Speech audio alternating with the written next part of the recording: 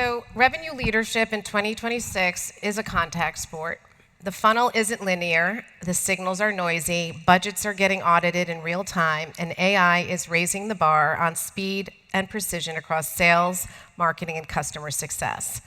The number didn't go away, the path did. Welcome to driving data-driven GTM and revenue motions when the market won't sit still. Today we're putting B2C and B2B revenue operators in the same conversation to separate what's converging from what's fundamentally different. First-party data, faster decision cycles, a tougher value exchange, board-level demand for durable profitability. This is the shared terrain. So join me in welcoming our all-star CRO pit crew. Jacqueline Cameron, CRO at Axios, Kate Spellman, Chief Commercial Officer at QuestX, Constance Sayers, Chief Content Officer at Wellesley Information Services, and Tina Hannagan, Chief Commercial Officer, Definitive Healthcare.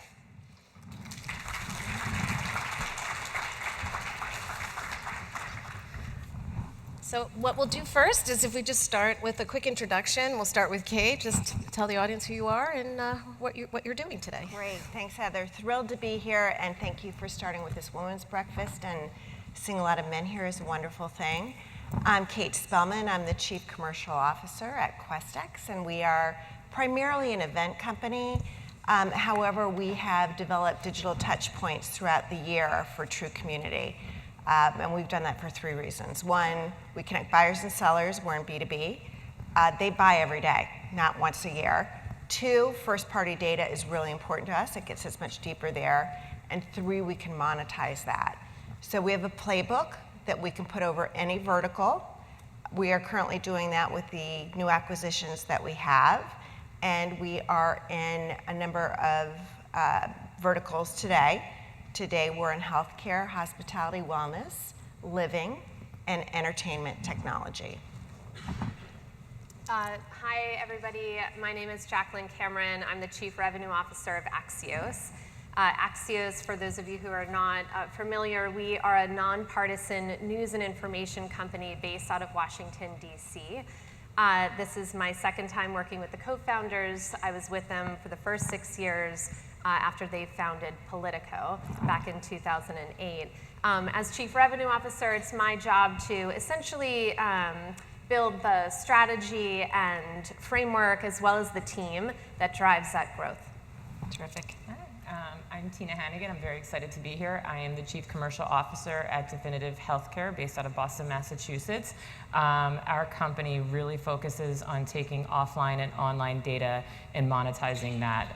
We focus selling directly into the healthcare space, biopharma and provider, but we also have a very large division that is diversified, so people trying to get into the healthcare market.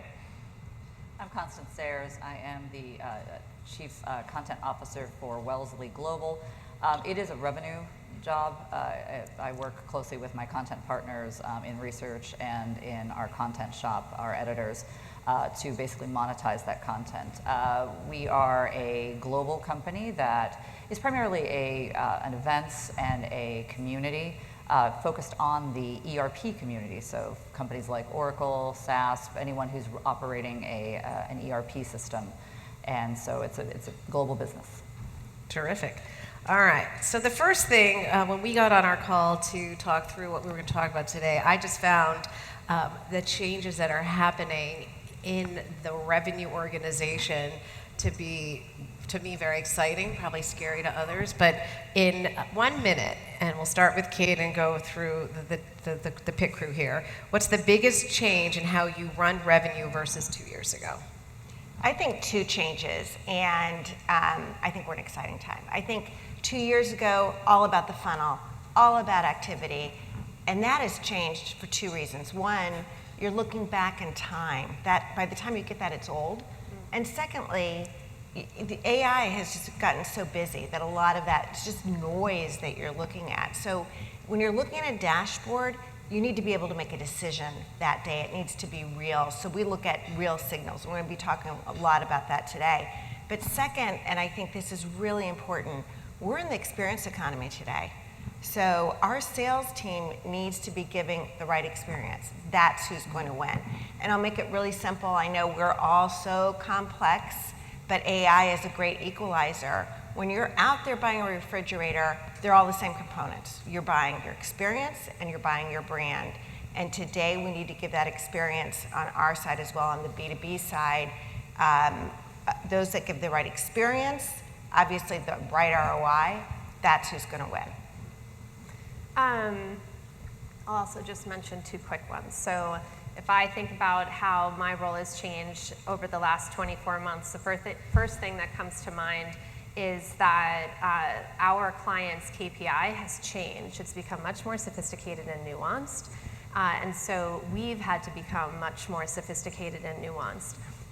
What I mean by that is Axios writes for the individuals in the United States who ultimately create conditions on the ground by which all companies operate. So what does that look like? We're writing for policymakers and C-suites and Wall Street. What that means is that a few years ago, our clients were looking to just reach those audiences, and now we're trying to actually engineer influence for those audiences. So that's number one. The second thing that I would say is that my job, it's been much more about discipline and focus today than it ever has been before. So I think we can all attest in this room that complexity stymies all organizations. Being really focused on where you demand to win, that matters more today than ever before. And making sure that you're pouring resources into those products and processes where you will demand to win is really important. So I recognize that every time that I say yes to a project, I'm ultimately saying no to something. And so I have to be much more disciplined when I do that. Yeah. I think for me, one of the main things that's really changed is if I go back 2 years or so, data was monetized through seats, through volume, and that's not a thing that's currently happening in today's market. So we need to think about what problem are we solving with our clients and what outcome do they need to have to actually drive value, and it's that value that's so critical. And so that's making us look internally to say, what is our ideal customer profile, and where do we have the right to win? And where do we not? And where we don't, we need to turn away from that business, because what's happening is we can sell it, they can figure out faster that our product, our offering did not actually drive the value, the outcome that they wanted, and then we can't retain them and we can't grow them. So that's been like pivotal for us. It's really hard to say no to business, but that's bad business that ultimately is going to cost a lot of money for our company, because we have a ton of resources trying to support that revenue, of which we never had the right to win to begin with. The ideal customer profile, right customer fit is so important, and we all fall into that. The revenue looks really nice, and then you actually lose money because you're spending so much time trying to fix a wrong customer. At Axios, we call that the mushy middle. So you just don't want to have anything that falls into the mushy middle, and you have to be comfortable quieting it so that you can pour that resource into something that matters. Connie? Well, for me, the last, I'm in a different role than I was a year or 2 years ago, and what the interesting thing about that has been for me, which is to see, through different industries, what has stayed the same, and what has had to be what I see a consistent driver across, very, very different industries, and government industry, and then just straight up information technology industry. And so I do think for me, one thing I used to focus on more than I do now is the overall pipeline versus deal velocity. And it's kind of definitely what Kate was talking about there, which I think that pipeline can make you feel like as though it's volume, but it's not necessarily market conditions. And 2 things I think that are really important for me that I have changed are 2 real key things, which are what is the deal velocity, what is the time in pipeline, and what have you created in the pipeline in the last 7 days. I cannot stress enough how much I think the current market, really reading the current market conditions is so important. And that's something that I value much more now than I did then. Well, that kind of leads me into my next point, which is, I talk about this all the time, which is the lagging indicator versus the leading indicator. And leading obviously leads, because leading helps us make decisions better, because we can actually act on it. But have those leading indicators changed in terms of, again, you said before it was, deal velocity, but is it now customer interactions, right? Or the experience the customer's having with the salesperson. I love that part too about experience. Like it's like place that on the sales team as well. It's not just your audience. Yeah, well, I'm just not sure it's activity. I'm just not sure it's like things that we used to kind of measure. I agree with you. I think it is experience. I think, I'm going to put my Heather Holst-Knudsen hat. I mean, the biggest thing I think that you can also really look at is churn. And you've taught me that. I mean, is your churn, and because I think, we're going to talk a lot about data today, and, all the data that we have and all the data that people want to give us, and that's great. But at the end of the day, churn is the #1 thing that I think if your active customers are telling you and giving you signals that they are not coming back, you need to know why they aren't coming back, and you just can't, you can't convince yourself that it's not accurate information. So I mean, I think that to me is a big, yeah, the most important. The churn conversation is near and dear to my heart. So anyone wants to talk about it later? So closed loss, whatever you want to call it. Yeah, But I call it the Chinese water torture drip in our industry, because many of us in the room have multiple portfolios or distribution channels, and you might have a piece of churn in one of those, but you still have the logo, and so you're being fooled. Yeah, So I want to jump in here for a minute. I was going to kind of save this for a later question, but real call out to Revved Up.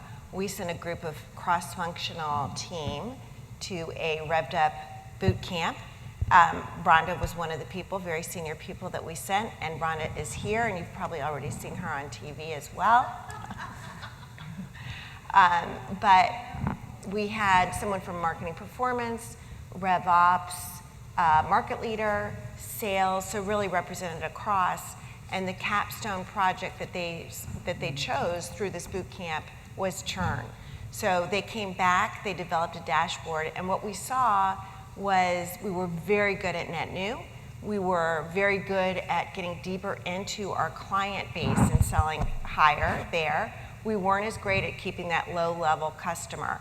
So now we have a dashboard for our sales team to actually be able to see who's at risk, what feedback's coming from the customer, and it's exactly what Heather was talking about, right? It's not just losing the client, it's seeing who's dropping from 50,000 to 20,000. Or So who it's you're been likely to lose. fantastic Yeah. and well worth it. So I would recommend that. Something, and because churn is very near and dear to my heart right now, and something that we are piloting, and it's actually in partnership with our product organization, which is really exciting, is you have all these tools sitting inside your walls, right? So we have our CRM, which is Salesforce, we've got Jira, we've got Asana, we have all these places we capture customer sentiment or what's happening, and a lot of it isn't actually like structured data. And so we've taken an AI agent to sit on top of it to start to kind of thread it through. And what we're finding, and we haven't operationalized it yet because you have to be very careful about the data that you're using. So the model's working, and it's showing us, before we even realized it, we have customers coming in for tickets on bugs and problems that we knew it. We knew ABC customer, but the seller didn't know it. Our CX team didn't know it because it's sitting in Jira and Asana and tools that they don't use. And even if you pipe that data back in, how much time does it take for a seller to prepare for a call, like their QBR or whatever they're working on, to say like, oh, this customer did this, this, and this. And so again, like it's a work in progress for us, but it was this idea that someone had in our company of like, we have all this information, how do we thread that together in the world of AI? And the faster that you can get in front of that, there's so much more that you can do with it. So I think that those are all leading indicators. A good use case on how AI is being used to drive operational GTM efficiency, a big theme for the conference. So I'm going to move on to the next question, which is we are living in a business model shift in real time. I think Anthea wrote something about, when we moved from, software to SaaS, it was 10 years. Like right now we're looking at a year. I mean, last year this time we were on stage and nothing that we're going to talk about today was even in existence. So how has AI and this new environment changed the economic logic of your business? Things like pricing, packaging, margins, and how you prove value versus just making the old model work slightly faster. So we use Gong, and it has been fantastic. And when you talk about pipeline, we're looking at that pipeline real time, but we can also see the customer's feedback. So you're not just relying on salespeople putting in hope. It truly is what's happening with the customers, what's happening in their business. And at an executive level, we can pull up keywords. So we can pull up budget and we can see the keywords bubble up, like oil, for example. Big deal right now. What's happening in our hospitality and travel markets? We're really looking very heavily at that. The other thing that's very cool that I just found out about, and you probably are all ahead of me, Gong has an AI theme tool. So you can type in whatever you want, and you can get really lost in this tool. But for example, what's the biggest objective? And it will pull up by theme. It will create the themes. It will give you the customer by percentage, and then it gives you the revenue that's at risk or lost through those customers. And what that has done is, back to your point, Heather, on do we need to redo our packaging? Do we need to sunset a product? Or is our pricing right? So it's given us a lot of great information that we can react to immediately. And I think we've just got to be more focused on using that, but it's been an amazing tool. Two things that I would recommend everybody start reading. Axios AI Plus is a newsletter. It's published by two of our subject matter experts, Ina Fried and Matty Mills. The two of them have been writing about AI for a really long time. They write about the business, about the application, about the policy behind it. Strongly recommend that. And then the other thing that I'll just note is that we're about to launch, heard first time here, we're about to launch a new CXO newsletter from the desk of our CEO. So he's going to be writing for other CEOs, and it will all be about how AI is impacting every role at the executive table. What news broke this week that's going to influence your CFO's work stream? What news broke this week that's going to influence your CRO's work stream? So strongly recommend those two products from us. On the business side of the house, we have this mandate with the team that if we're going to work with any AI tool, we have to do so through the lens of how does it help us make more money or create velocity in the system. We're a very nimble team. We're only a few hundred deep at Axios, and we're really punching above our weight. We're competing with the likes of the New York Times and Bloomberg. So anytime that we're working on a project, it has to do one of those two things. And it's really remarkable to see what we're able to do. I think when AI first hit the street, I saw a lot of vibe coding. I don't know if anyone else is seeing that in their organizations, but a lot of dashboards for the sake of dashboards. That's not what we want to do. We very much want to make sure that we're building tools that ultimately are going to lead to one of those two lag measures. There was something else you said on our call, and I was agent squad or yeah, we have a prompt squad, and squad.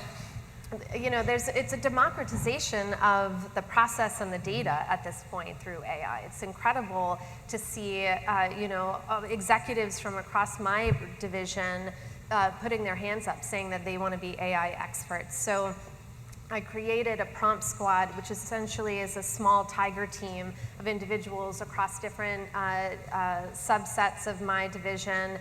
They're at different elevations of their career, and they work together to problem solve for our team. And just a note, Axios has got their team on both OpenAI and Claude Enterprise. Correct. Which is important. And the Claude piece in particular has just been absolutely next level for us over the past, just weeks. The amount of work that we've been able to accomplish is incredible. I think for us, and it's something, again, like we're living in the moment, AI is really disrupting our pricing models. And if you think about it, so coming out of we're in a data business, and one of the things that we offer are things like advanced analytics, professional services. And when you actually price those historically, it's like how many resources it's going to take to deliver X. And right now, our customers are using AI. We're embedding AI into how we deliver. That model breaks down significantly. And so we have to think about, again, coming to the outcome and to the value and reshaping that pricing structure so it's not about people or man hours and costs. So it's been an an interesting journey, right? We're figuring out as we go along, but those are the, like when you're a frontline seller in those conversations, procurement's gonna come after that faster than anything. And when you think about pricing model, price is driven on scarcity, right? And you have to make sure that you have your moat fully built around you, and the more that you can do that and build it up, and AI can't replicate what you do, the better your pricing models are. Do you see dynamic pricing coming into this at all? I definitely do, right? And I think that this is where we have to continue to challenge ourselves to think about, how do you, the days of a pricing calculator, I think, are kind of in the past, right? Like one of the things that I'm really passionate about in building is more deal desks and trying to truly understand all the attributes that go into what we're delivering and then trying to price against that. So I definitely think there's going to be a lot of dynamics in that. Okay, great. I think for us, for our products, our research, we have benchmark research, and then we have a new custom product. What I'm seeing is the big shift. I think people are getting, with AI tools, they're able to get more information. So I've seen a little bit of a decline on our benchmark product, but a big increase in our custom product. And so I think for us, it has just shifted our portfolio a little bit, and to something that's a little bit more tailored and targeted that we're able to actually provide for customers. Like Kate, I do think that the biggest change for us is definitely, if you look at forecasting is a very human process. You are relying on feedback from customers to your sales team, and so I think that taking what AI tools do is kind of take that out so that you can, whether it's HubSpot, Gong, even if you have we have an enterprise Perplexity subscription that is hooked up into all of our emails, and you can get insights there as to whether or not the pipeline is real. That I think is very helpful. So if you don't even have it, so if you don't have Gong, or you don't have, that is something you could even do if you have an AI tool like that you can see really, is it, is the pipeline real? Because I think otherwise that's really going to be a game changer for, for where you are with your pipeline coverage. I love this part because when I used to run the sales team, the biggest thing, my top sellers would always bullshit me towards the second half of the year. And I'd be like... Well, the customers bullshit you too. Yeah. Well, they do, but the salesperson is supposed to actually be able to punch through that, but then they're so good, and you're like, okay, let me believe them. But then you would also then, if I, you would go in and see in the emails signals across the board, or they're not answering as fast, or the deal's been sitting there. You're like, okay, that's not real. I can actually realistically pressure test. And that's just, and plus not only that, then what it can also do is then train and help. 100%. Which is really where I think that's what's going to, optimizing your sales team that way, especially, certainly at scale too. Then, it's like That actually leads to a question which, unfortunately, ladies, I did not have in the card deck, but it just came up. So we actually are using a tool called OneMind, and they're here, by the way. Amanda Kalo's the CEO. And we are absolutely, what did you say, punching above our weight on this one? But anyway, the point is we're trying to figure out how can we utilize AI tools to do more with less people, right? So, and I think, Kate, you're using, and you have names for them. So if we could go down and talk about the ways we're using AI to optimize our GTM performance without adding headcount, utilizing AI, I think that would be really interesting. Yeah, so I'm really excited about this, and Rhiannon is here, and we're doing 2 pilots in her group, so she's someone you will want to talk to. We have hired AI SDRs, and it's working really well. So we're testing inbound and outbound. On inbound, we have our meeting conversions gone from 30% to 37%. We are taking off a lot of admin work from our salespeople. So marketing campaigns, for example, would be, you put that in a timeline, it goes out through email, et cetera. Now, if you're listening, for example, to a podcast on health payer out in the ether, not on QuestX, you may get an outreach saying, hey, maybe you should be a health payer exhibitor. So it's pretty cool. We can react to a customer within 2 minutes. So it's, again, taking a lot of that admin off. We've saved about 2,000 hours, and we've got $1 million in the pipeline. So I think, you don't sign up as a salesperson to do that admin work. That's one of the biggest things we hear. So I think it's going to be a big retention tool as well. And you're using it for both outbound and inbound, which is different. Yeah, it's very different. And what's the platform? Well, I'm not going to share that. No, I will. It's 11x. It's 11x. So it's been a really good partnership. And I just want to kind of add to that. We've got, like, looking around here, we've got a lot of great vendors here that we use as great partners that really take your time and talk to them, especially on the audience side and first party, to streamline kind of what Jack was talking about. You can't have a million. You've got to really hone that in and build that partnership. And we were lucky to find some good partners here. I think that's also a really great point is I don't know if anyone remembers, on LinkedIn, the posts where you would have the visual and it just kept getting bigger and bigger, more smaller logos of the marketing, sales, tech stack. I think those days are over. It's really consolidating into the right stack. So how are you using, besides your prompt squad, which I think everyone should steal? I'll tell you, we're at an inflection point between build versus buy, or build versus rent. And a year ago, I would have said, we'll rent it. We're working with more partners. We're not signing any contract that is going to have an extended contract period of time any longer. And we're really trying to build it ourselves because the tools are there. So we actually hired a CTO who has no media experience, who came from Silicon Valley, and with his ethos injected into the organization, and with Opus 4.6 and with what Chat GPT can now do, we're building a lot of this work ourselves.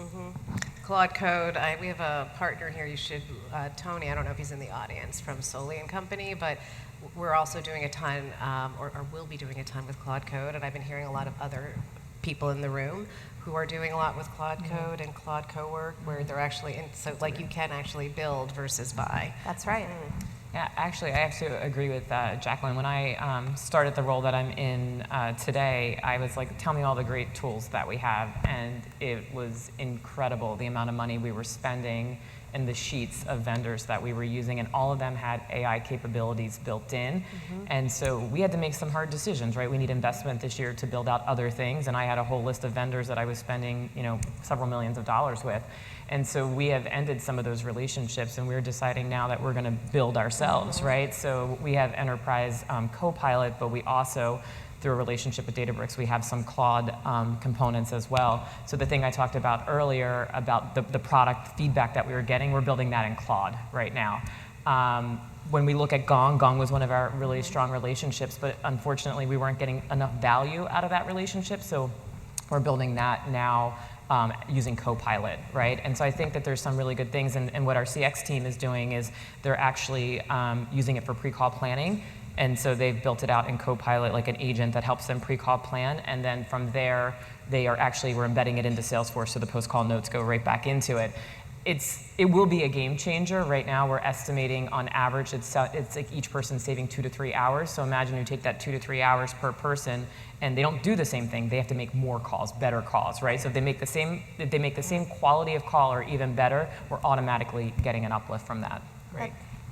We added an AI-driven chatbot to our recent Las Vegas show, and it was really driving about 8 registrants per day, which was really great. It was kind of out there, which was great. Or it was driving into then we had our real-time agents who would be like picking up if it was kind of dropping off. So that was very, very helpful. The other thing too is we are working on an AI-driven marketing engine out to our own customers, which I think is going to be it's really going to change the way I think that we are communicating with our customers, and the idea there is that it can basically just run on its own. So that'll be cool. Yeah. Really interesting. Yeah. So we have time for one last question, and this is: how do you think the organization, the revenue, we call it the revenue room, we call it the revenue organization. How do you think your organization is going to change and evolve between humans and agents and AI? Great question. So again, I'm going to kind of headline with experience. We have our sales leaders sit in the verticals, and we've just put a sales leader across to run a sales leadership council. So best practice is how do we get that out immediately? How are we using these tools? And it was interesting on the co-pilot because, and building internally, I think those are some things we need to think about. But they've done a great job in actually listing out, here's the salesperson's responsibility, pre, during, and after an event from a tactical standpoint. But again, expectations on how you need to use AI across the board. And this was so obvious, but I think highlights it. When we were looking at Gong, we found the salespeople who actually listened to their customers were getting deeper into their customers and selling more. So we developed a conversation deck, and our teams are using it. So it's a framework that we're using that was developed because we listened to AI. I was talking to a salesperson last week. He upped his customer from 154,000 to 542,000 by using that conversation deck. So hopefully we can do many more of those. We're collapsing all low-value work through use of AI. So if it's rote, the machine should do it. What will remain, though, is human in the lead. So when I think about the size of my team and the impact that we're having, I'm trying to create superhumans by leveraging the tools. And ultimately, the human judgment and the human taste level still very much matters. So I can fill a business development executive's draft box with 100 emails in the morning based upon the news cycle and who we think is going to win or lose based upon a bill that's being marked up in DC. I can do that, but I still need human in the lead. I still need somebody who's going to look and ensure that there is no hallucination, to determine that we are going to take an action off of a particular pattern of data that the AI dashboard that we've created is showcasing. So that still matters. And when I think about size of my team, our revenue will continue to grow, and it has year over year over year for the past 4 years. That will stay on that trajectory, but I don't necessarily think that we're going to have to grow in the same way that we did 10 years ago to maintain that trajectory. Yeah. I think we're building superhumans that will be able to do much more high-skilled strategic work. I actually have to agree with what Jacqueline said. We have large teams that are doing a lot of post-sale support, customer service work that I would say is very important, but it's dollar work versus $20 work. And so I see the shift of, headcount can remain constant, but things like password resets or like a help center where they can self-serve more in an automated way, and we can serve up based on how we know how they're using and interacting with our data content. I think that that's going to be really helpful for us. And so to Jacqueline's point, I don't see us growing from a headcount perspective as fast as the revenue is growing. I think it's going to be critical. Yeah, I don't see us adding headcount around marketing and around SDRs. And I think that will be something that we're looking for efficiency. At the end of the day, though, just coming back from our show in Las Vegas, we're still a people community, and so that to me I think will never change. And that, so can we get the AI agents and things to do things that are much more efficient to do those low-level tasks, but at the end of the day, it's talking to your customers, that's going to be human. Yeah, Anthea also says something called AI-powered human-led, so I think we can't forget about that. We're at our time, so thank you. Thank you. And just one thing I'd like to call out is Christine Shaw is sitting in the front, CEO of Naylor with her team. They have done some phenomenal work with utilizing AI tools, Clay, I'd like some experimentation. She shared a lot with us yesterday during a closed-door roundtable, so just please seek them out because it's a very smart team over there, and they've got a lot to share as well. So. Thank you.